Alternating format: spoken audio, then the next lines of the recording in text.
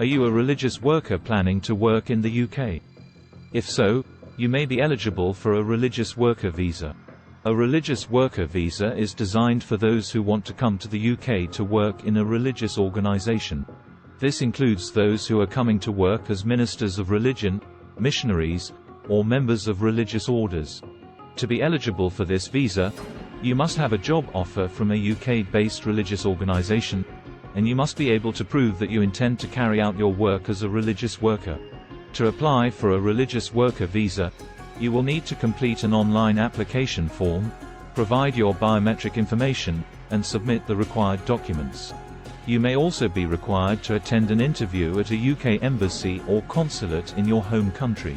If your application is approved, you will be granted a visa that allows you to live and work in the UK for up to 2 years.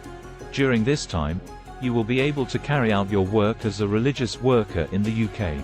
After your visa expires, you may be able to extend your stay in the UK or apply for settlement, depending on your circumstances. If you're a religious worker looking to come to the UK, a religious worker visa may be the right option for you. Make sure to consult with an immigration specialist to determine your eligibility and to ensure a smooth application process. How we can help?